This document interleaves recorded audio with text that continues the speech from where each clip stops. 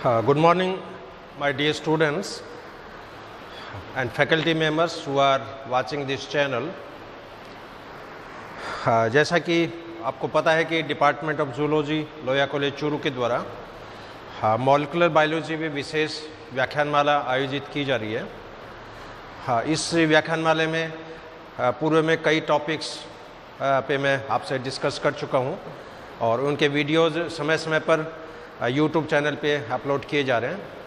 आज की इस व्याख्यानमाला की श्रृंखला में जेनेटिक कोड पे मैं आपसे चर्चा करूँगा। जेनेटिक कोड क्या होता है, जेनेटिक कोड की ओरिजिन कैसे हुई, जेनेटिक कोड में इवोल्यूशन कैसे हुआ, जेनेटिक कोड में कितने न्यूक्लियोटाइड्स होते हैं, जेनेटिक कोड कितने प्रकार के होते हैं और कौन कौन से कोडोन किस किस एमिनो एसिड्स को रिप्रेजेंट करते हैं।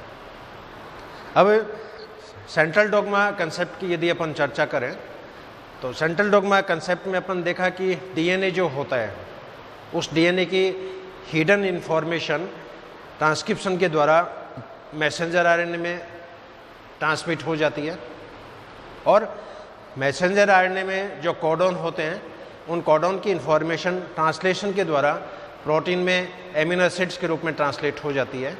अब डीएनए की इन्फॉर्मेशन मैसेंजर आरएनए में आ रही है बाय ट्रांसक्रिप्शन और एमआरएनए की इन्फॉर्मेशन प्रोटीन में आ रही है by the means of translation. अब एक्चुअल जो इन्फॉर्मेशन है वो डीएनए के अंदर प्रेजेंट है, क्यों डीएनए अपनी बॉडी का जेनेटिक मटेरियल होता है। उस वायरस में डीएनए नहीं होता है तो वहाँ पर आरएनए जो होता है वो जेनेटिक मटेरियल का कार्य करता है और डीएनए में ये जो हिडन इन्फॉर्मेशन होती है इनको डीएनए का क्रिप्टोग्राम बोलते हैं। These hidden informations are called as cryptogram of DNA.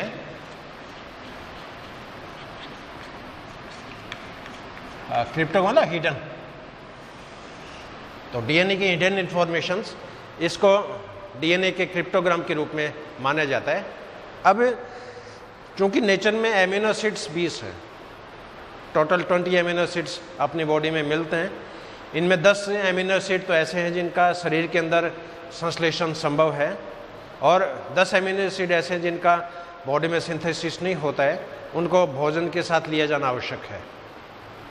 तो जो एमिनो एसिड भोजन के साथ सप्लीमेंट के रूप में लिए जाते हैं उनको इसेंशियल एमिनो एसिड्स के नाम से जाना जाता है। जिन एमिनो एसिड का बॉडी में सिंथेसिस हो जाता है उनको नॉन एसेंशियल एमिनो एसिड्स के नाम से जाना जाता है।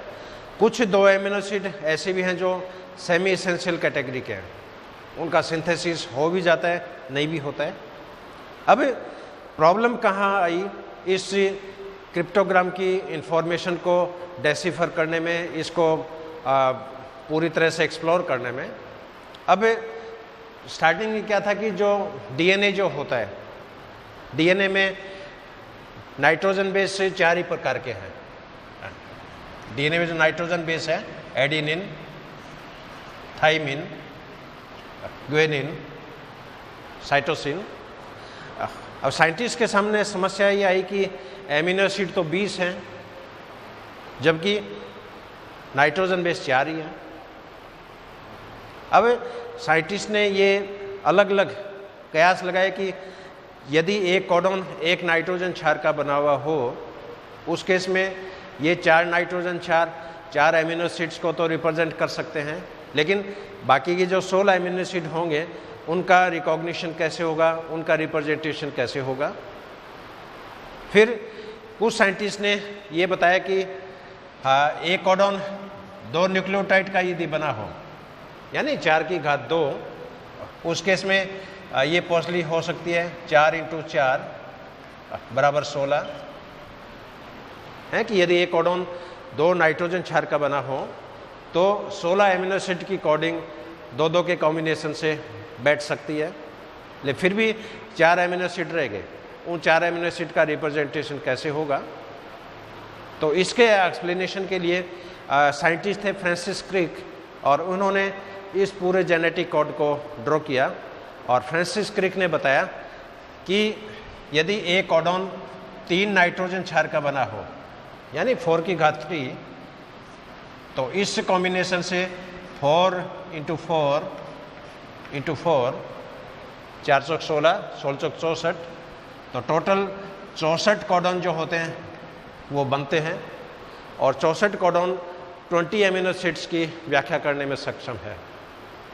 अब क्वेश्चन है कि एमिनो एसिड 20 और कोडॉन हो गए 64, इसका मतलब एक एमिनो एसिड एक से अधिक कोडॉन के द्वारा डेफिनेटली रिप्रेजेंट होता होगा। तो ये पूरा जो जेनेटिक कोड का जो पूरा जो इसका एनालिसिस है, इसका पोस्टमार्टम है, ये सबसे पहले फ्रांसिस क्रिक ने किया था और इन्होंने प्रपोज किया कि एक जो कोडॉन होता है वो 3-3 न्यूक्लियोटाइड का बना होता है और इनकी पूरी कॉम्बिनेशन जो है वो इस चार्ट के द्वारा जैसे मैं रिप्रेजेंट करूँगा, इनके अंदर जो पॉसिबिलिटीज़ है कॉम्बिनेशन की, ये जैसे 16 चेकर बोर्ड है, इसमें यूरेसिल, साइटोसिन, एडेनिन, ग्वानिन और इसमें 3-3 के कॉम्बिनेशन से टोटल 64 कोडॉन बनेंगे।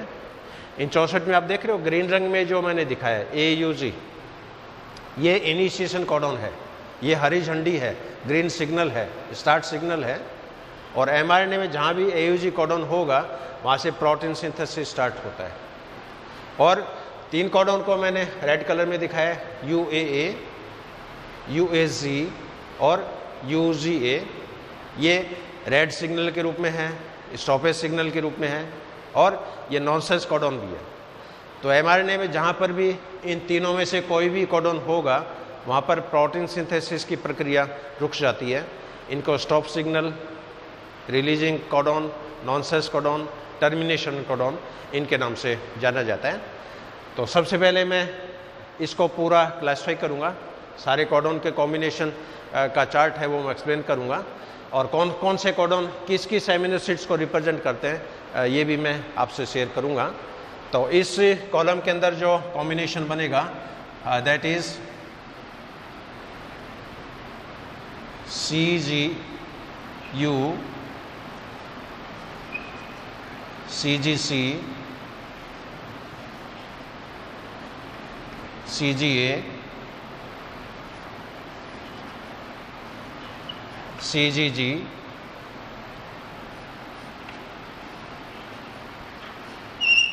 AGU, AGC, AGA, AGG और लास्ट चेकर बोर्ड में GGU, GGC, GGA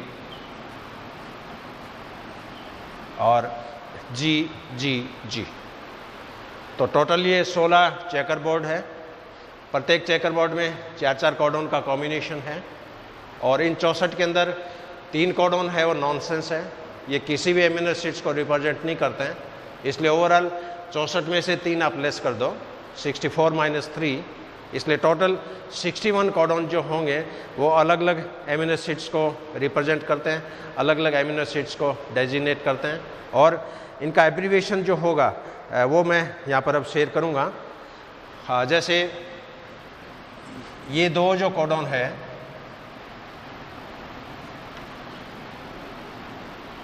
ये फिनाइल एलानिन को रिप्रेजेंट करते हैं।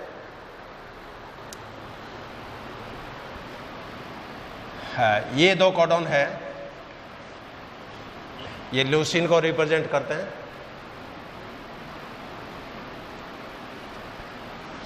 हाँ, ये चारों कोडॉन ल्यूसीन को रिप्रेजेंट करते हैं।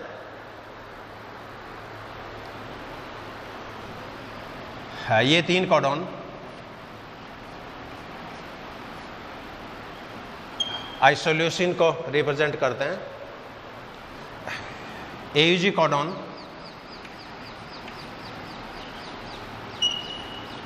ये मेथियोनाइन को रिप्रेजेंट करते हैं और प्रोटीन सिंथेसिस के चैप्टर में मैंने आपको बताया था कि बॉडी में कोई भी प्रोटीन बनता है तो उसमें सबसे पहला जो अमीनो एसिड होता है वो मेथियोनाइन ही होता है और मेथियोनाइन को इंडिकेट करने वाला जो कोडॉन है ये कौन सा है, AUG। हाँ, ये 4 कोडॉन ये वैलिन को रिप्रेजेंट करते हैं। सेकंड कॉलम में ये जो 4 कोडॉन है ये सेरीन को रिप्रेजेंट करते हैं। सेकंड बोर्ड में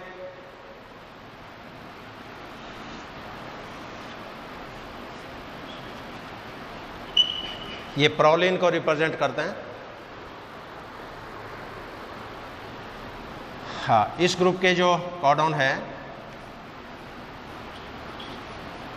ये 309 को रिप्रेजेंट करते हैं और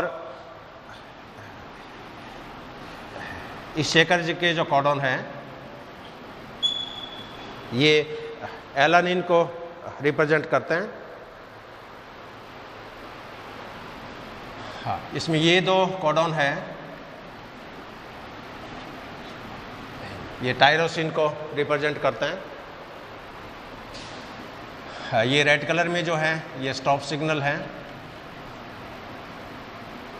हाँ, ये भी स्टॉप सिग्नल है।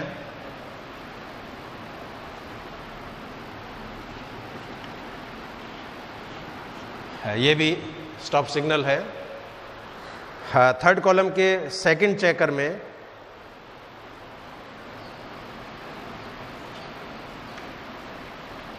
हाँ, ये हिस्टिडीन को रिप्रेजेंट करते हैं।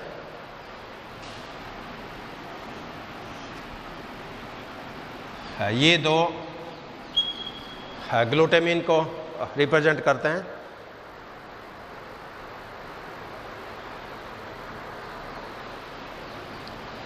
हाँ, थर्ड चेकर में ये 2 एस्पार्जिन को रिप्रेजेंट करते हैं।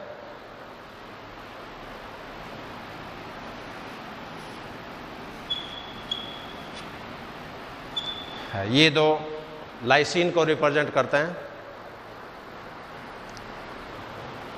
और चौथे चेकर में ये 2 एस्पार्टिक एसिड को रिप्रेजेंट करते हैं।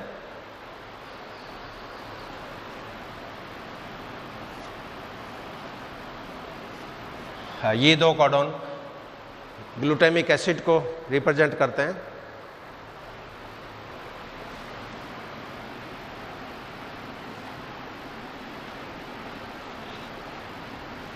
लास्ट कॉलम में फर्स्ट चेकर में ऊपर के 2 कोडॉन सिस्टीन को रिप्रेजेंट करते हैं।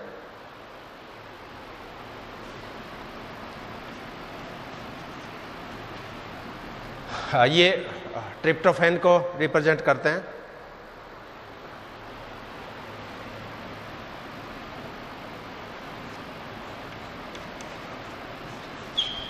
ये चारों आर्जिनिन को रिप्रेजेंट करते हैं।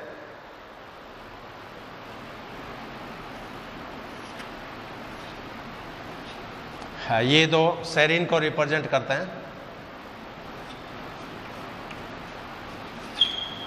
ये 2 आर्जिनिन को रिप्रेजेंट करते हैं। और लास्ट कॉलम का जो चेकर है ये कोडॉन सबसे सिंपल जो प्रोटीन है जो कि एक एमिनो एसिड का बना होता है दैट इज ग्लाइसिन, उसको रिप्रेजेंट करता है। अब ये पूरा जेनेटिक कोड का मेकअप आपके सामने है। अब ये टोटल 64 कोडॉन है। इन 64 में एक तो हो गया इनिशिएशन कोडॉन या स्टार्ट सिग्नल जो मैथ्योनाइन को रिप्रेजेंट करता है, और 3 जो रेड कलर में मैंने दिखाया ये नॉनसेंस कोडॉन है। ये किसी भी एमिनो एसिड्स को रिप्रेजेंट नहीं करते हैं, इसलिए एमआरएनए में जहाँ पर भी इन तीनों में से कोई भी कोडॉन होगा वहाँ पर प्रोटीन सिंथेसिस की प्रक्रिया रुक जाती है, इसलिए इसको स्टॉप सिग्नल के नाम से जाना जाता है। इनको रिलीजिंग कोडॉन के नाम से जाना जाता है, इनको टर्मिनेशन कोडॉन के नाम से जाना जाता है। अब ये ओवरऑल इस कोडॉन का एक चेकर बोर्ड है और सिंपल वे में, और आजकल इसका एक एक्सप्लेनेशन का तरीका है वो सर्किल डायग्राम के रूप में भी किया जाता है, वो भी समझने के हिसाब से याद करने की दृष्टि से बहुत सिंपल है, वो भी मैं आपसे एक्सप्लेन करूँगा। लेकिन उससे पहले इन जेनेटिक कोड्स में क्या क्या विशेषताएं होती है, क्या क्या इनके लक्षण हैं, क्या क्या इनकी करैक्टरिस्टिक्स हैं, वो सारे मैं एक एक पॉइंट वाइज आपसे मैं यहाँ डिस्कस करूँगा।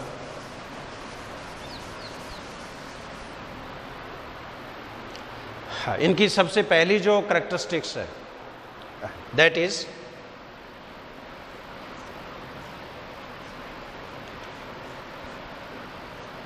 codon is triplet. Codon is triplet. Triplet का अर्थ क्या हुआ? एक कॉडोन 3 नाइट्रोजन क्षार का बना हुआ है। इनको आप सीक्वेंस में जैसे लिख के देखो, सपोज मान लीजिए कोई मैसेंजर आरएनए है और इसमें सीक्वेंस है, मान लीजिए AUG UUU। अब यहाँ पर AUG कॉडोन है, ये मैथ्यूनाइन को रिप्रेजेंट कर रहा है। ट्रिपल U जो कॉडोन है ये फिनाइल एलानिन को रिप्रेजेंट कर रहा है।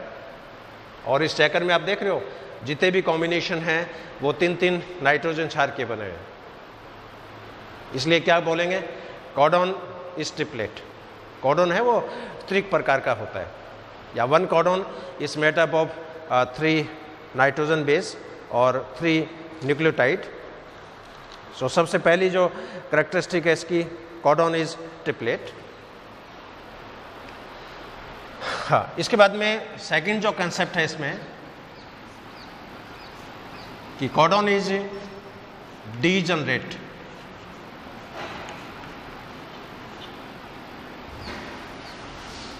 कॉडोन इज डीजनरेट या कॉडोन अपभ्रष्ट होता है। यहां पर डीजनरेशन का मतलब क्या हुआ? जैसे मान लो आप कहीं मार्केट में कोई सामान खरीदने गए और आपके पास 2000 रुपये का नोट है मान लो, और आपने सामान 50 रुपये का ही खरीदा। अब वो जो शॉपकीपर है वो आपको 1950 रुपये वापस लौटाएगा। अब 1950 रुपये लौटाने के उसके जो तरीके होंगे वो कई प्रकार के हो सकते हैं। वो आपको 1000 का नोट दे देगा, एक 500 का नोट दे देगा, हैं 200 का नोट दे देगा, एक 50 का नोट दे देगा। एक ये पेमेंट का तरीका हो सकता है। दूसरा तरीका ये हो सकता है कि वो 3 आपको 500 के रुपये दें, 2 200 के नोट दें, एक 50 का रुपये दें। एक तरीका ये हो सकता है कि आपको 9 नोट 200 के दे दे, एक 100 का दे दे, एक 50 का दे दे। एक तरीका ये है कि आपको वो 19 नोट 100 के दे, एक नोट 50 का दे, या 50 के पेमेंट कर सकता है, 10 रुपये में पेमेंट कर सकता है, 1-1 रुपये के सिक्के दे के पेमेंट कर सकता है। पेमेंट आपको हो रहा है, लेकिन पेमेंट का तरीका है वो अलग अलग हो सकता है। तो अपनी बॉडी में क्या होता है कि प्रोटीन सिंथेसिस जब स्टार्ट हो गया ट्रांसलेशन के दौरान, तो प्रोटीन सिंथेसिस रुकेगा नहीं। प्रोटीन सिंथेसिस किसी पर्टिकुलर कॉडोन पर डिपेंड नहीं है, क्योंकि इस कॉडोन में आप देख रहे हो कई एमिनो एसिड ऐसे हैं जो केवल एक कॉडोन पे डिपेंड करते हैं। वहाँ पर तो थोड़ी डिपेंडेंसी बढ़ जाती है कि भाई ये कॉडोन होगा तभी ये एमिनो एसिड प्रोटीन के अंदर असेंबल होगा।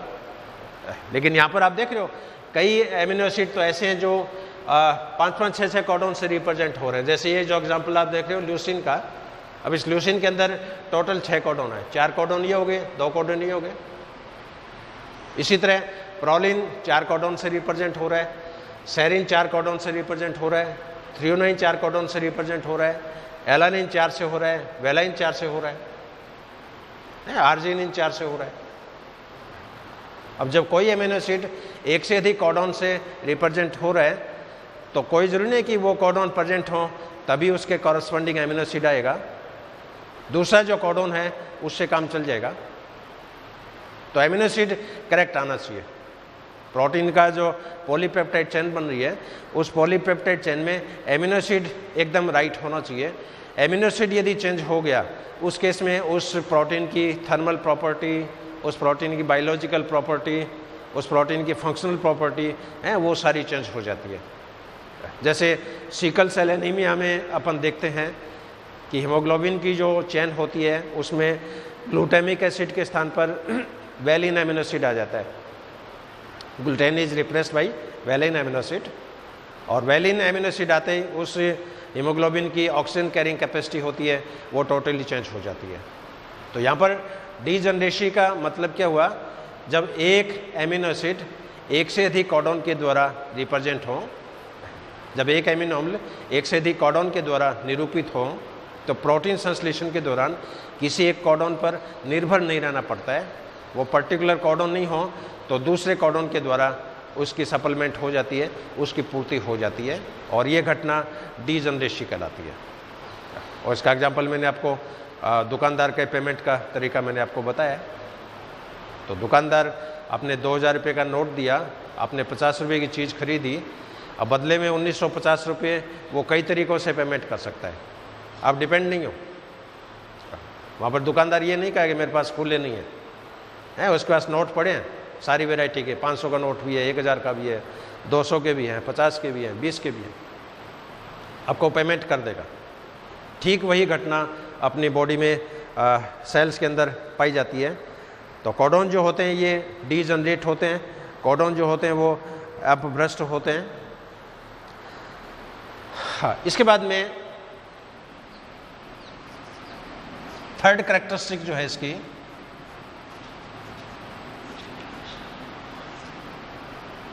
कोडॉन में ओवरलैपिंग नहीं पाई जाती है, there is no overlapping. Overlapping से मतलब अतिव्यापन। अब यदि कोडॉन में ओवरलैपिंग होती तो एक कोडॉन कई तरह के प्रोटीन बना सकता था। जनरली कंसेप्ट क्या चलता है, 1 जीन 1 प्रोटीन, लेकिन बाद में देखा गया कि कुछ प्रोटीन ऐसे हैं जिसमें पॉलीपेप्टाइड कई होते हैं, तो ये कंसेप्ट चेंज हुआ, 1 जीन 1 पॉलीपेप्टाइड। बाद में मॉलिक्यूलर बायोलॉजी का और डेवलपमेंट हुआ तो पता चला कि जीन के अंदर सिस्ट्रोन है, तो 1 सिस्ट्रोन 1 पॉलीपेप्टाइड। अब सिस्ट्रोन में भी अपने को पता लग गया कि सिस्ट्रोन के अंदर एक्सॉन होते हैं, इंट्रॉन होते हैं, और इंट्रॉन श्रृंखलाएं वो नॉनसेंस होती है। तो 1 सिस्ट्रोन 1 पॉलीपेप्टाइड है, कंसेप्ट का मॉडिफाइड रूप आप दे सकते हो कि सिस्ट्रोन पॉलीपेप्टाइड। आने वाले दिनों में सिस्ट्रोन में भी और कोई है इनके सब यूनिट हैं वो डिस्कवर हो जाएंगे। तो यहाँ पर ओवरलैपिंग का अर्थ क्या हुआ, सपोज मान लो ये सीक्वेंस है, सपोज AUG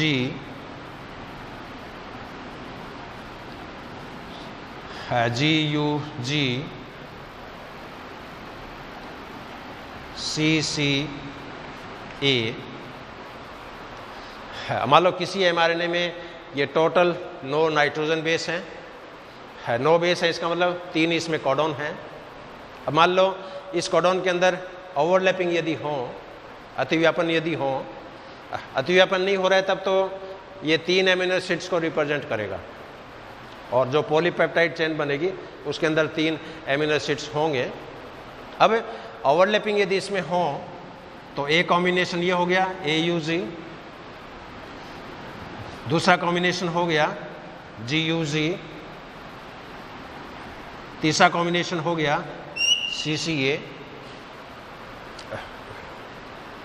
दूसरा कॉम्बिनेशन हो सकता है UGG,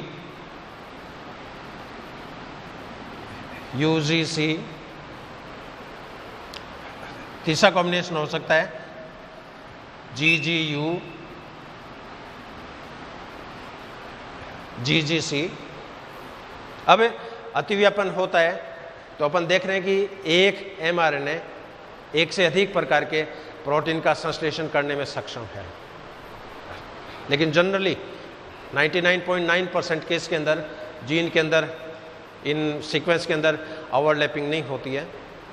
लेकिन कुछ वायरस ऐसे हैं जिनके अंदर अतिव्यापन पाया जाता है, और उन वायरस में जीन तो कम होते हैं लेकिन उन जीन से बनने वाले प्रोटीन्स की संख्या उनकी तुलना में काफ़ी अधिक होती है।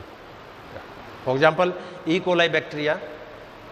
अब ई कोलाई बैक्टीरिया का एक जो सिंगल जो क्रोमोसोम है उसमें मुश्किल से 100 जीन होते होंगे, और ये 100 जीन 5000 प्रकार के प्रोटीन का संश्लेषण करते हैं।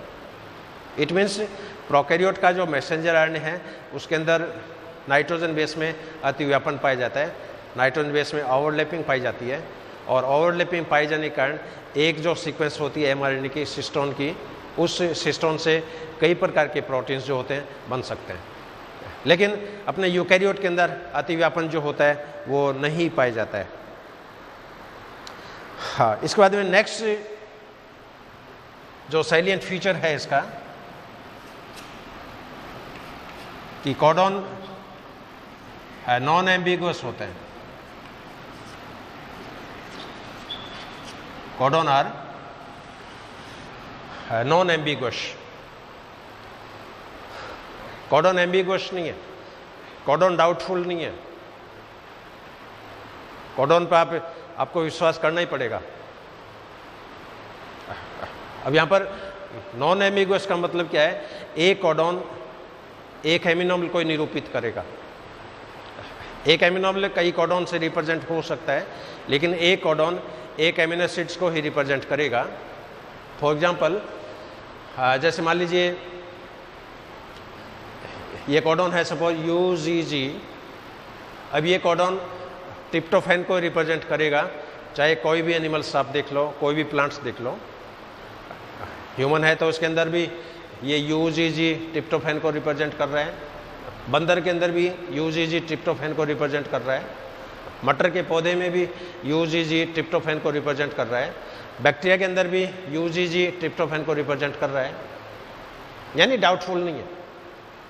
आपको mRNA में कोई सीक्वेंस आपने डिटेक्ट कर ली, mRNA में कोडॉन की सीक्वेंस आपको पता है, तो उससे बनने वाले प्रोटीन्स में कौन कौन से एमिनो एसिड किस क्रम में होंगे इसका आपको पता चल जाएगा।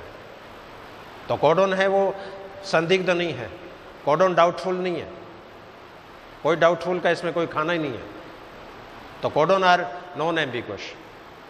लेकिन कई बार क्या होता है, सर्टेन पैथोलॉजिकल कंडीशंस में है, आदमी मान लीजिए बीमार हो गया, आदमी के कैंसर हो गया है, आदमी HIV पेशेंट बन गया, या बॉडी के अंदर टेम्परेचर बहुत ज़्यादा है, बुखार आ गई है, या पे मादक पदार्थों का आप सेवन कर रहे हो, आपको स्ट्रॉन्ग है टॉक्सिक मॉलिक्यूल है उनका भी यूज़ कर रहे हो, है कोई आप मेडिसिन का यूज़ में ले रहे हो, ड्रग्स का यूज़ में ले रहे हो, उस केस में क्या होता है, कई बार ये जो कोडॉन होते हैं ये डाउटफुल हो जाते हैं, कोडॉन एम्बिगुअस हो जाते हैं, और उस केस में जो कोडॉन जिस एमिनो एसिड्स को रिप्रेजेंट करना चाहिए उसको रिप्रेजेंट करने के बजाय वो गलत सिग्नल जो होता है वो देने लग जाता है। मान लीजिए आदमी के कैंसर है, आदमी के HIV हो गया है, आदमी के बहुत तेज़ बुखार है, और उस केस में मान लीजिए ये CGO कोडॉन आर्जिनिन के लिए इंडिकेट करता है, लेकिन इन प्रतिकूल परिस्थितियों में हो सकता है कि ये CGO कोडॉन जो होता है ये आर्जिनिन को रिप्रेजेंट करने की बजाय ये प्रोलिन को रिप्रेजेंट करने लग जाए। इसलिए आपकी बॉडी यदि हेल्दी है तो शरीर में हेल्दी प्रोटीन का संश्लेषण होगा। आपकी बॉडी यदि हेल्दी नहीं है उस केस में विकृत प्रकार के प्रोटीन सिंथेसिस हो सकते हैं, और विकृत प्रोटीन बनने के पीछे रीज़न क्या है, कुछ केसेस में, कुछ एडवर्स कंडीशंस में, कुछ अनफेवरेबल कंडीशंस में कोडॉन जो होते हैं वो डाउटफुल हो जाते हैं और गलत सिग्नल देके वो प्रोटीन में गलत एमिनो एसिड्स को इनकॉर्पोरेट कर देते हैं, और उस केस में कोडॉन जो है वो एम्बिगुअस है, कोडॉन जो होते हैं वो डाउटफुल हैं। नेक्स्ट इसका जो feature that is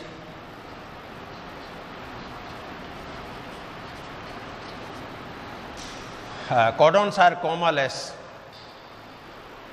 codon comma विहीन होते हैं। कोमालेस का मतलब दो कोडॉन के बीच में कोई खाली इंटरवल नहीं है, कोई कोमा नहीं है, कोई विश्राम चिन्ह नहीं है, कोडॉन एकदम कंटिन्यूस है,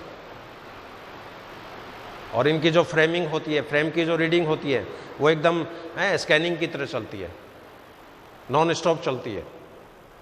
कहीं भी इसमें पॉज साइट नहीं है, कहीं भी इसमें विश्राम नहीं है, कहीं भी इसमें पंक्चुएशंस नहीं है।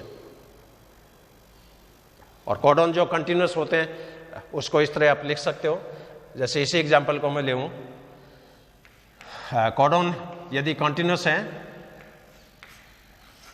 तो इसको लिखा जाएगा AUG GUG CCA, ये मान ले 5वां सिरा है, ये मान लो तीसरा सिरा है, अब इस कोडॉन में यदि पंक्चुएशन हो, इस कोडॉन में यदि कोमा हो हर कोडॉन के बाद में, उस केस में इस कोडॉन को इस तरह लिखा जाएगा AUG comma GUG comma CCA। तो कोडॉन यदि कोमा युक्त हो उसमें इसका रिप्रेजेंटेशन इस तरह होगा। लेकिन ये देखते हैं कि कोडॉन है कोमा लेस है, कोडॉन के बीच में कोई पॉज साइट नहीं है, कोई स्टॉपेज साइट नहीं है, कोई इंटरवल नहीं है।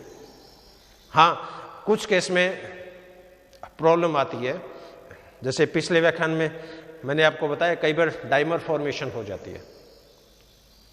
मान लो यहाँ पर 2 नाइट्रोजन बेस है सपोज डीएनए के अंदर, और पास में थाइमिन यदि आ गए तो 2 थाइमिन के बीच में बॉन्डिंग हो जाती है, उससे थाइमिन का डाइमर बन जाता है।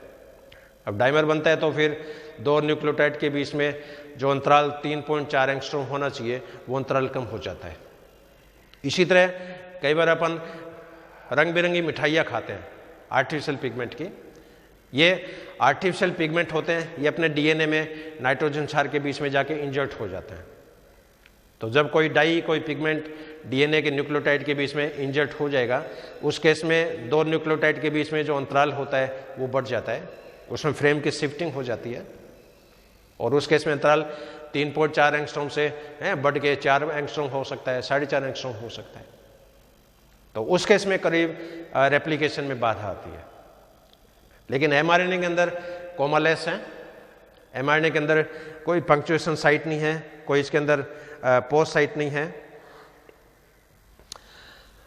हाँ, इसके बाद में कोडॉन के अंदर पोलैरिटी पाई जाती है, ध्रुवता पाई जाती है।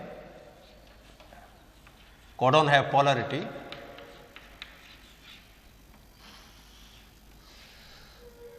और पोलैरिटी का होना बहुत जरूरी है। कोई भी मॉलिक्यूल का संश्लेषण जब होगा अपनी बॉडी में, चाहे वो डीएनए का संश्लेषण हो, चाहे आरएनए का संश्लेषण हो, चाहे प्रोटीन का संश्लेषण हो, उसका सिंथेसिस हमेशा एक ही डायरेक्शंस में होता है। डीएनए से डीएनए बन रहा है रेप्लिकेशन, तो 5 to 3 डायरेक्शंस बनेगा। एमआरएनए की असेंबली हो रही है तो 5 to 3 डायरेक्शंस में होगी। प्रोटीन सिंथेसिस यदि हो रहा है तो एमिनो टर्मिनल से एसिडिक टर्मिनल की तरफ इनका सिंथेसिस होगा। ये नहीं है कि एसिडिक टर्मिनल से एमिनो टर्मिनल की तरफ प्रोटीन का सिंथेसिस हो। Synthesis is always unidirectional. Synthesis always show polarity. हाँ, डिग्रेडेशन में पोलैरिटी नहीं होती है। डिग्रेडेशन 5वें सिरे से भी हो सकता है, 30वें सिरे से भी हो सकता है, बीच में भी हो सकता है, पर्टिकुलर पॉइंट में भी हो सकता है। इसलिए इनको जो डिग्रेडेशन वाले एंजाइम हैं उनकी अलग अलग नॉमेनक्लेचर होती है। 5 टर्मिनल से यदि डाइजेस्ट हो रहा है तो एंजाइम हो जाएगा 5 एक्सोन्यूक्लियस। 3 टर्मिनल से डाइजेशन हो रहा है, एंजाइम का नाम हो जाएगा 3 एक्सोन्यूक्लियस। बीच में से डिग्रेडेशन हो रहा है, एंजाइम हो जाएगा एंडोन्यूक्लियस। पर्टिकुलर सीक्वेंस से हो रहा है, एंजाइम का नाम हो जाएगा रेस्ट्रिक्शन एंडोन्यूक्लियस। इसी तरह प्रोटीन का डिग्रेडेशन यदि एमिनो सिरे से हो रहा है, एंजाइम होगा एमिनो पेप्टिडेज। एसिडिक सिरे से हो रहा है, एंजाइम होगा एसिडिक पेप्टिडेज। और बीच में से हो रहा है, एंजाइम हो जाएगा एंडोपेप्टिडेज। तो फॉर्मेशन में हमेशा पोलैरिटी पाई जाती है। और इसके अंदर एक एग्जांपल जैसे मैं आपको बताऊं, इसके अंदर हाइपोथेटिकल सीक्वेंस का सपोज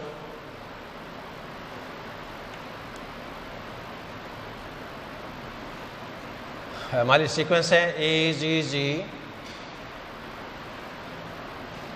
GGU UCC CCA। ये मान लीजिए कोई मैसेंजर आरएनए है, ये इसका 5 टर्मिनल, ये इसका 3 टर्मिनल, और इसके अंदर 4 कोडॉन है AGG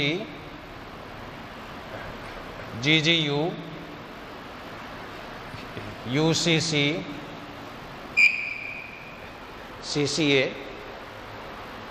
अब यहाँ पर फ्रेम की जो रीडिंग होगी प्रोटीन सिंथेसिस के दौरान, तो राइबोसोम इसको 5 to 3 डायरेक्शंस में ही स्कैन करेगा। और AGG कोडॉन है।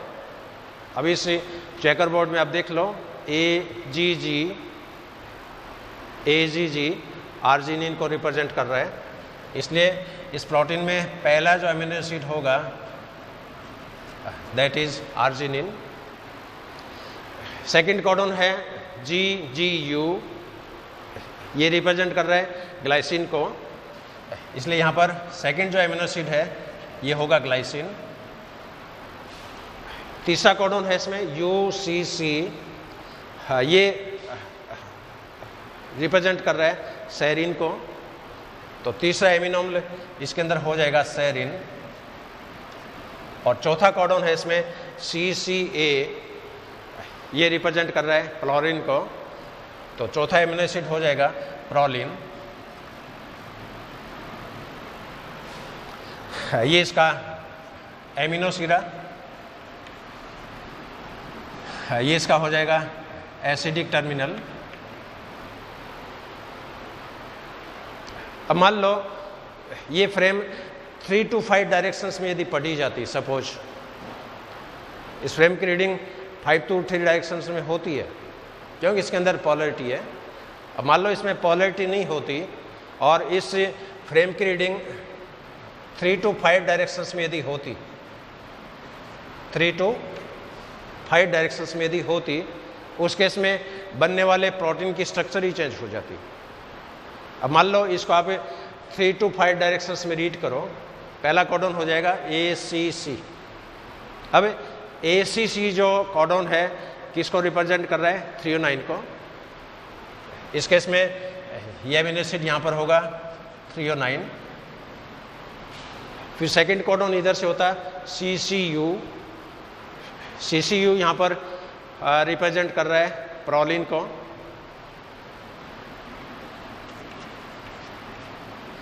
तीसरे कोडॉन की सीक्वेंस होती UGG और ये रिप्रेजेंट करता है ट्रिप्टोफैन को।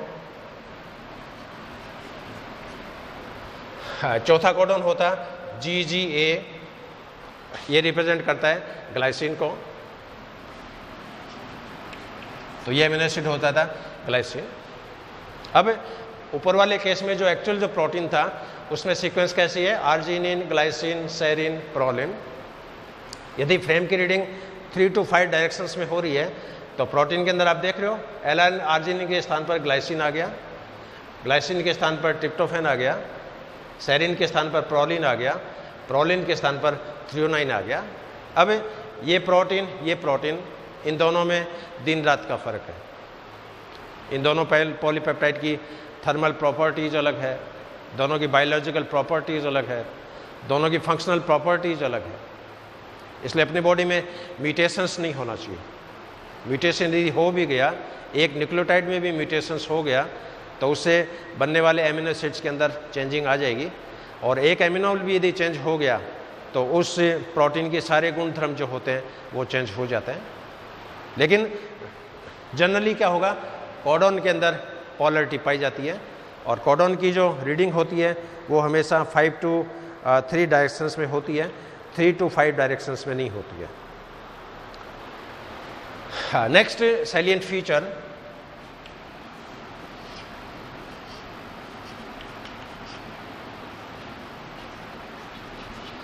कि कोडॉन जो होते हैं वो यूनिवर्सल है। कोडॉन सारे यूनिवर्सल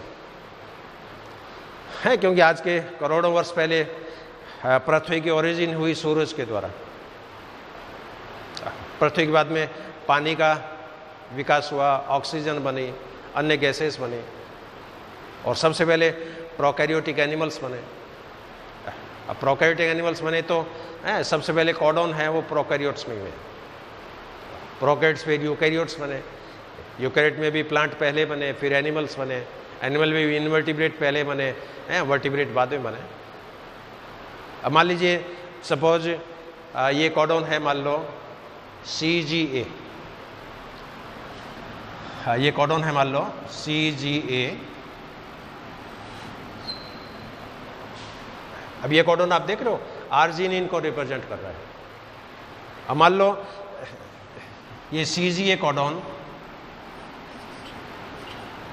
है। आप बैक्टीरिया में देखो, इसी CGA कोडॉन को आप किसी एल्गी में देखो, हाँ, इसी CGA कोडॉन को आप हाइड्रा के अंदर देखो, हाँ, इसी CGA कोडॉन को आप मेंढक के अंदर देखो, इसी कोडॉन को आप मनुष्य के अंदर देखो। ये 5 एग्जाम्पल मैंने लिए हैं कंपैरेटिव एस्पेक्ट पे। बैक्टीरिया है, ये प्रोकैरियोट हो गया। एल्गी, ये थैलोफाइट हो गया। हाइड्रा, ये इनवर्टिब्रेट हो गया। फ्रॉग है, ये वर्टिब्रेट है। ह्यूमन है, ये हाईएस्ट ऑर्डर का एनिमल है। अब आप इन 5 में देखोगे कि इस बैक्टीरिया में जो CGA जो कोडॉन है, ये CGA कोडॉन इस बैक्टीरिया में भी आर्जिनिन बना रहा है। यहाँ पर भी ये आर्जिनिन को इंडिकेट कर रहा है। एल्गी के अंदर भी ये आर्जिनिन को इंडिकेट कर रहा है। हाइड्रा के अंदर भी ये आर्जिनिन को इंडिकेट करता है। मेंढक के अंदर भी ये आर्जिनिन को इंडिकेट करता है। और मनुष्य के अंदर भी ये आर्जिनिन को इंडिकेट कर रहा है।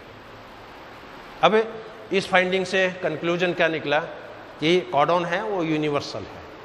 आप कोई भी एनिमल देख लो, कोई भी प्लांट देख लो, कोई भी प्रोकैरियोट्स देख लो, कोई भी यूकैरियोट्स देख लो, सब में इस कोडॉन से रिप्रेजेंट होने वाला एमिनो एसिड जो है वो सेम होगा।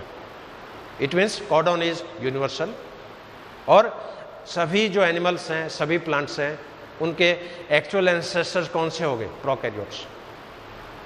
प्रोकैरियोट्स से यूकैरियोट्स बने, प्लांट्स बने हैं, प्लांट्स से एनिमल्स बने। कई बार तो ऐसे बच्चे भी मैंने देखे हैं, BBC से ट्री मैन एक मूवी रिलीज हुई है और उस बच्चे के अंदर जो हाथ और पैर है उसमें अंगुलियां नहीं है, इस हाथ से कम 10,000 ब्रांचेज हैं, जैसे पौधे की कोई जड़ें निकली हो। तो हाथों में जो ब्रांचेज हैं वो पेड़ के स्टेम के रूप में, पैरों में जो ब्रांचेज हैं वो रूट के रूप में रिप्रेजेंट कर रही है। तो डेफिनेटली अपनी ओरिजिन भी प्लांट से हुई है। प्लांट है वो भी अपने एंसेस्टर है। हीमोग्लोबिन पौधों में मिलता है। अब पौधों में कोई खून नहीं है, पौधों में ब्लड नहीं है, लेकिन लेग्यूमिनेसी के जो पौधे होते हैं उनके अंदर लैग हीमोग्लोबिन मिलता है, अपने ब्लड के अंदर हीमोग्लोबिन मिलता है। अब लैग हीमोग्लोबिन और अपनी बॉडी में हीमोग्लोबिन, दोनों में एमिनो एसिड सेम है, दोनों में सीक्वेंसिंग लगभग सेम है। इट मीन्स हीमोग्लोबिन की ओरिजिन है वो भी डेफिनेटली लेग्यूमिनेसी कुल के प्लांट से हुई है। तो इस तरह की सैकड़ों एविडेंस है जो एंसेस्ट्री को प्रूव करती है, ओरिजिन को प्रूव करती है, इवोल्यूशन के बारे में स्ट्रॉन्ग एविडेंस है वो सजेस्ट करती है। तो यहाँ पर कोडॉन है वो यूनिवर्सल है, कोडॉन है वो सार्वत्रिक होते हैं। अब इसमें कुछ चीज़ें और है। हाँ, एक तो इनिशिएशन कोडॉन, श्रृंखला को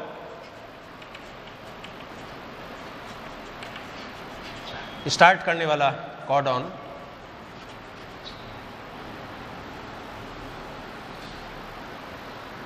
हाँ, इनिशिएशन कोडॉन ये मैं आपको बता चुका हूँ, AUG होता है, AUG को प्रेफरेंस दी जाती है। तो स्टार्टिंग जो स्टार्ट सिग्नल है दैट इज AUG। अब कई बार AUG यदि नहीं हो उस केस में UUG ये इनिशिएशन कोडॉन का काम करेगा। UUG भी यदि नहीं हो उस केस में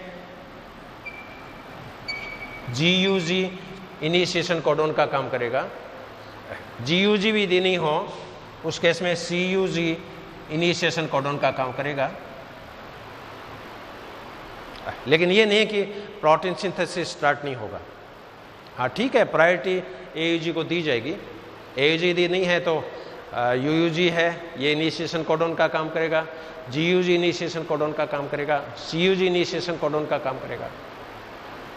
अब कई बार इस तरह की सिचुएशन भी आती है, सपोज मान लो mRNA में सीक्वेंस है GUG और सेकंड जो कोडॉन है वो भी GUG। अभी इस mRNA में AUG नहीं है, AUG नहीं है तो GUG यहाँ पर इनिशिएशन कोडॉन का काम करेगा और पहला जो GUG है ये मेथियोनाइन को ही रिप्रेजेंट करेगा, जबकि वैसे देखें तो GUG कोडॉन वेलाइन को रिप्रेजेंट कर रहा है। लेकिन पहली बार यदि AUG नहीं है, AUG के एब्सेंस में GUG यदि इनिशिएशन कोडॉन का काम कर रहा है तो ये GUG मेथियोनाइन को ही रिप्रेजेंट करेगा और इसके बाद में जो GUG है वो इसका जो एक्चुअल एमिनो एसिड है यानी वेलिन, इसको रिप्रेजेंट करेगा।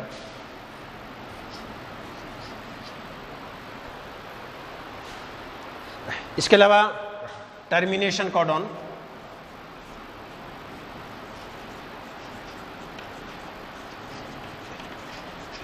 या स्टॉप सिग्नल,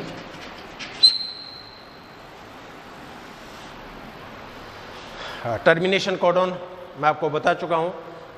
3 कोडॉन ऐसे हैं जो किसी भी एमिनो एसिड्स को रिप्रेजेंट नहीं करते हैं, इसलिए इनको नॉनसेंस कोडॉन के नाम से, स्टॉप सिग्नल के नाम से, रेड सिग्नल के नाम से इनको जाना जाता है। तो UAA, UGA और UAG, तो ये चेकर बोर्ड में 64 जो कोडॉन दिखाए इसके अंदर ये 3 कोडॉन स्टॉप सिग्नल का काम कर रहे हैं, UAA, UAG, UGA। इनकी पुरानी टर्मिनोलॉजी भी है जिसमें इनको ऑक्रे के नाम से, ऑपेल के नाम से, एम्बर के नाम से इनको रिप्रेजेंट किया जाता है। और लास्ट जो इसकी सैलिएंट फीचर है दैट इज कोलिनियरिटी।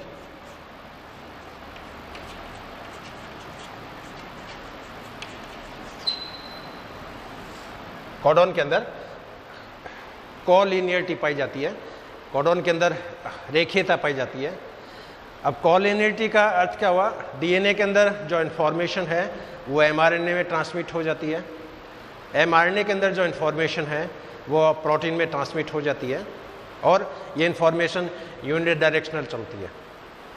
हालांकि आजकल इसके एक्सेप्शन हैं, आजकल कुछ वायरस हैं जो RNA से DNA बना सकते हैं बाय रिवर्स ट्रांसक्रिप्शन, DNA से प्रोटीन बन सकता है, प्रोटीन से DNA बन सकता है, कुछ RNA एंजाइम का भी काम करते हैं, राइबोजाइम जिसको बोलते हैं।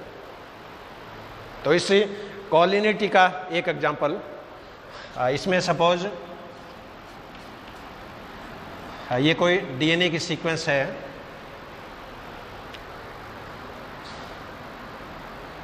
मान लो adenine, thymine, guanine, guanine, cytosine, guanine, cytosine, cytosine, adenine, thymine, guanine, cytosine, ये मान लीजिए DNA की सीक्वेंस है। अब इस DNA में ट्रांसक्रिप्शन से जो मैसेंजर RNA बनेगा वो मैसेंजर RNA इसका कॉम्प्लीमेंट्री होगा, और कॉम्प्लीमेंट्री होगा तो यहाँ पर एडिनिन है तो mRNA के अंदर यूरेसिल आएगा, इसमें थाइमिन है तो इसके अंदर एडिनिन आएगा, यहाँ ग्वेनिन है तो इसके अंदर साइटोसिन आएगा, यहाँ ग्वेनिन है इसमें साइटोसिन आएगा, यहाँ ग्वेनिन आएगा, यहाँ साइटोसिन आएगा, यहाँ ग्वेनिन आएगा, यहाँ ग्वेनिन आएगा, यहाँ यूरेसिल आएगा, यहाँ एडिनिन आएगा, यहाँ साइटोसिन आएगा, यहाँ ग्वेनिन आएगा। अब इस DNA के अंदर ट्रांसक्रिप्शन हुआ और इस ट्रांसक्रिप्शन के द्वारा ये मैसेंजर RNA का मॉलिक्यूल सिंथेसाइज हो गया। अब DNA में जो इन्फॉर्मेशन थी वो तो छिपी हुई थी, वो क्रिप्टोग्राम के रूप में थी। अब DNA की जो हिडन इन्फॉर्मेशन थी ये mRNA में कोडॉन के रूप में ट्रांसक्रिप्ट हो गई है। और अब इसमें जो कोडॉन है वो कौन कौन से हो गए, UAA, सेकेंड कोडॉन हो गया CGC, थर्ड कोडॉन हो गया GGU, चौथा कोडॉन हो गया ACG। अब इन कोडॉन के करस्पॉन्डिंग एमिनो एसिड जो होंगे वो इससे बनने वाले प्रोटीन्स में आ जाएंगे। तो यहाँ पर जैसे UAC, अभी चेकर बोर्ड में आप देखो UAC किसको रिप्रेजेंट कर रहा है? टायरोसिन को। तो इस प्रोटीन के अंदर, इस पॉलीपेप्टाइड में पहला जो एमिनो एसिड होगा ये कौन सा होगा? टायरोसिन। सेकंड कोडॉन है इसमें CGC, और CGC रिप्रेजेंट कर रहा है आर्जिनिन को। तो यहाँ पर सेकंड एमिनो एसिड कौन सा हो जाएगा? आर्जिनिन। तीसरा कोडॉन है इसमें GGU, और GGU रिप्रेजेंट कर रहा है ग्लाइसिन को। तीसरा एमिनो एसिड यहाँ हो जाएगा ग्लाइसिन। चौथा कोडॉन है ACG, ACG रिप्रेजेंट कर रहा है थ्रियोनाइन को। तो चौथा एमिनो एसिड यहाँ पर हो जाएगा थ्रियोनाइन। अब इसमें आप देख रहे हो एक तरह की लीनियरिटी है इसमें, एक तरह की इसके अंदर यूनिडायरेक्शनल ट्रांसफॉर्मेशन है, एक तरफा फ्लो है। तो डीएनए की जो हिडन इंफॉर्मेशन है ये ट्रांसलेशन के द्वारा एमआरएनए में कोडॉन के रूप में आ गई, और एमआरएनए की जो इंफॉर्मेशन है वो ट्रांसलेशन के द्वारा प्रोटीन में एमिनो एसिड्स के रूप में आ गई। इसलिए आपके पास यदि डीएनए की सीक्वेंस अपने को पता हो तो उस डीएनए से बनने वाले प्रोटीन में कौन कौन से एमिनो एसिड होंगे ये अपन डिटेक्ट कर सकते हैं। इसी तरह अपने पास कोई प्रोटीन का सैंपल हो तो प्रोटीन के सैंपल में एमिनो एसिड की सीक्वेंस आजकल लेबोरेटरी में पॉसिबल है, और उस प्रोटीन में एमिनो एसिड का क्रम कैसा है ये अपन पता कर सकते हैं। अब एमिनो एसिड के क्रम का यदि आपको पता लग गया तो उस प्रोटीन को बनाने वाले एमआरएनए की आपको आइडिया लग जाएगी। एमआरएनए की आइडिया लग गई तो उसके लिए जो रेस्पॉन्सिबल डीएनए है उसको आप सिंथेसाइज कर सकते हो। इसलिए आजकल जो फॉरेंसिक साइंस में जो सैंपल मिलते हैं, कई बार लड़ाई हो गई कोई फ्रेंड सर्कल में और एक आदमी ने दूसरे आदमी पे थूक दिया सपोज, और उसने उस पर केस कर दिया कि इसने मेरे को भरी सभा के अंदर मेरे ऊपर थूका है, और वो मना कर रहा है कि मैंने नहीं थूका। लेकिन थूका है तो थूक का सैंपल है उसके कहीं भी शर्ट के ऊपर कहीं भी होगा, वो थूक का सैंपल है उसके अंदर प्रोटीन्स प्रेजेंट है। उन प्रोटीन की सीक्वेंसिंग कर ली जाती है, और सीक्वेंसिंग करके लेबोरेटरी में पीसीआर मशीन के द्वारा डीएनए को सिंथेसाइज किया जा सकता है। उस डीएनए की फिर बेंडिंग की जाती है, और उस सैंपल की बेंडिंग कर ली, और फिर जो अपराधी है उसकी डीएनए की बेंडिंग कर ली। अब दोनों की बेंडिंग पैटर्न यदि सिमिलर आ रहा है इट मीन्स असली अपराधी यही है। तो आजकल फॉरेंसिक साइंस में डीएनए फिंगरप्रिंटिंग के द्वारा अपराधियों की पहचान की जाती है, और प्रोटीन सैंपल के द्वारा डीएनए जो है वो लेबोरेटरी के अंदर सिंथेसाइज किए जा रहे हैं। और इसी दिशा में डायनासोर की क्लोनिंग की तैयारियां चल रही है, क्योंकि डायनासोर के अंडों के जीवाश्म मिले हैं, डायनासोर के फुटप्रिंट्स मिले हैं। अब डायनासोर के अंडे मिले तो डेफिनेटली उस अंडे के अंदर प्रोटीन के मॉलिक्यूल्स हैं, और उन प्रोटीन के द्वारा एमआरएनए बना लिया जाएगा, एमआरएनए के द्वारा डीएनए बना लिया जाएगा, और उस डीएनए की फिर किसी विधि से क्लोनिंग जो है वो की जाएगी। तो साइंटिस्ट का ये प्रयास चल रहा है कि डायनासोर का क्लोन है वो डेवलप किया जाए लेबोरेटरी के अंदर। तो ये ओवरऑल इस चैप्टर की मेन बातें। जेनेटिक कोड क्या है, जेनेटिक कोड में कितने नाइट्रोजन बेस होते हैं, एक कोडॉन में कितने न्यूक्लियोटाइड होते हैं, एक जेनेटिक कोड में क्या क्या इसके अंदर स्पेशलिटी होती है। अब कुछ बात मैं इवोल्यूशन पे करूँगा, ऑरिजिन पे करूँगा। अब डेफिनेटली जो सबसे पहला जो जेनेटिक कोड बना होगा वो प्रोकैरियोट में ही बना है, और प्रोकैरियोट से जब यूकैरियोट बने तो कुछ प्रोकैरियोट यूकैरियोटिक कोशिकाओं के अंदर अंतःसहजीवी के रूप में रह गए, एंडोसिम्बाइंट के रूप में। और एंडोसिम्बाइंट के रूप में जो बैक्टीरिया थे, ये बैक्टीरिया आगे चलकर माइटोकॉन्ड्रिया में कन्वर्ट हो गए। तो अपनी सेल में कुछ ऑर्गेनेल ऐसे हैं जिसके अंदर डीएनए पाया जाता है, जैसे क्लोरोप्लास्ट में डीएनए पाया जाता है, माइटोकॉन्ड्रिया में डीएनए पाया जाता है। अब क्वेश्चन है कि माइटोकॉन्ड्रिया में जो एयूजी कोडॉन है क्या वो इनिशिएशन कोडॉन का ही काम करेगा, क्या माइटोकॉन्ड्रिया में जो UAA कोडॉन है क्या वो स्टॉप सिग्नल का काम करेगा? अब इसमें 99% तक तो सिमिलरिटी है, लेकिन कुछ कोडॉन ऐसे हैं जिनके अंदर डिसिमिलरिटी है, वो देखी जा सकती है। अब ये डिसिमिलरिटी है इवोल्यूशन की वजह से, नेचुरल सिलेक्शन की वजह से। इवोल्यूशन किस डायरेक्शंस में हुआ है उसके ऊपर ये डिपेंड करता है। तो थोड़ी बहुत छोटी मोटी वेरिएशन जो होती है वो देखने को मिलती है। और अब चूंकि ये तो पॉसिबल है नहीं कि भी पूरी दुनिया में मान लीजिए 1 करोड़ एनिमल्स हैं, 1 करोड़ प्लांट हैं और सबके जीनोम इनकी जो जेनेटिक कोड है उसके एनालिसिस की जाए, ये पॉसिबल नहीं है। लेकिन कुछ सेलेक्टेड ग्रुप के जो एनिमल्स हैं, प्लांट्स हैं, उनके अंदर जेनेटिक कोड की स्टडी की गई है, तो ये पाया गया कि 99% केस में जेनेटिक कोड का जो मीनिंग है, जेनेटिक कोड की जो इसका जो मैसेज फ्लो का जो तरीका है वो लगभग सेम है। इसलिए कोडॉन को यूनिवर्सल का नाम दिया है। 0.1% केस में थोड़ी बहुत डिफरेंस जो होती है वो मिल सकती है। तो ये ओवरऑल नट सेल में आज का ये टॉपिक जेनेटिक कोड। और मैं समझता हूँ ये टॉपिक आपके अच्छी तरह से समझ में आया होगा। क्यों जेनेटिक कोड आपकी याद होगा तो प्रोटीन सिंथेसिस का चैप्टर समझने आपको दिक्कत नहीं आएगी। और फिर भी आपके कोई क्वेरी हो, कोई क्वेश्चंस हो, किसी भी तरह की शंका हो तो आप निसंकोच हमसे संपर्क कर सकते हैं व्हाट्सएप के थ्रू, दूरभाष के थ्रू और सोशल मीडिया के थ्रू, और हम आपके क्वेश्चंस का समाधान करेंगे। एक बार मैं हमारे डिपार्टमेंट की तरफ से, हमारे कॉलेज की तरफ से मैं आप सभी को धन्यवाद प्रेषित करता हूँ। I am highly thankful to you, I am highly grateful to you. Have a good day. Thank you very much.